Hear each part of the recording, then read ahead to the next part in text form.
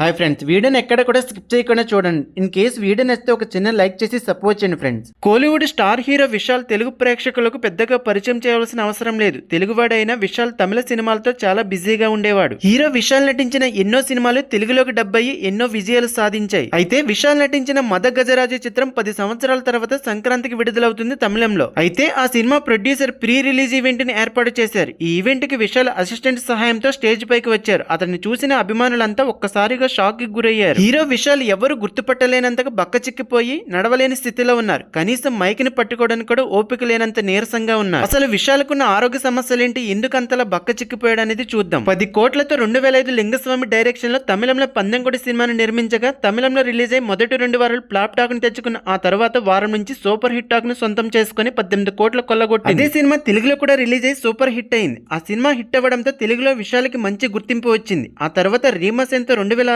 పొగరు సినిమా కూడా చేశాడు. అది కూడా సూపర్ హిట్ టాక్ ను సొంతం చేసుకుంది. ఆ తర్వాత లక్ష్మీ మేనన్ తో 2 సినిమాలు చేయగా అవి కూడా సూపర్ హిట్ అయ్యాయి. ఈ సినిమాలు చేస్తున్న సమయంలో విశాల్కి లక్ష్మీ మేనన్ తో మంచి అండర్స్టాండింగ్ కుదరడంతో రీమాసేన్ తో చేస్తున్న డేటింగ్ కి ఫుల్ స్టాప్ పెట్టేశాడు. అలా కొన్నాళ్ళు లక్ష్మీ మేనన్ తో డేట్ చేయగా ఆ విషయం లక్ష్మి వాళ్ళ ఇంట్లో తెలియడంతో ఇద్దరి మధ్య ఏజ్ గ్యాప్ బాగా ఎక్కువగా ఉందని చెప్పడంతో బ్రేకప్ చెప్పేసింది విశాల్. ఆ తర్వాత వరలక్ష్మితో కూడా 5 ఇయర్స్ డేట్ చేసి అభిప్రాయాలు సెట్ అవ్వక విడిపోయారు. ఆ తర్వాత అర్జున్ రెడ్డిలో నటించిన అనుష రెడ్డితో 2019లో ఎంగేజ్మెంట్ చేసుకోక పెళ్లి కొన్ని రోజుల ఉందనగా క్యాన్సిల్ చేశాడు. ఈ పెళ్లి క్యాన్సిల్ చేయడానికి మెయిన్ రీజన్ తన హెల్త్ ఇష్యూ అనే చెప్పాలి. 2010లో తమిళంలో ఒక మూవీ కోసం షూటింగ్ చేస్తున్న సమయంలో చెట్టుపై నుండి కిందకి పడిపోవడంతో తలకు తీవ్రమైన గాయం అవడంతో మూవీ టీం అంతా హాస్పిటల్లో జాయిన్ చేశారు. ఆ టైంలో బాగానే ఉన్న కొన్ని రోజుల తర్వాత తీవ్రమైన తలనొప్పి, కళ్ళు మసకగా కనిపించడం, దాని వల్ల మళ్ళీ హాస్పిటల్లో చూపించుకోగా తన బ్రెయిన్ లో ఉన్న నర్వస్ డ్యామేజ్ అయ్యని తెలుసుకోగా ఫ్యామిలీ మెంబర్స్ యుఎస్ లోని కాలిఫోర్నియాలో చేర్పించగా తన ప్రాబ్లం కంప్లీట్ గా క్యూర్ కాకపోయినా అప్పటి నుండి ట్రీట్మెంట్ తీసుకుంటున్నాడు. ప్రాబ్లం ఉన్న వారిలో తలనొప్పి ఎక్కువగా రావడం,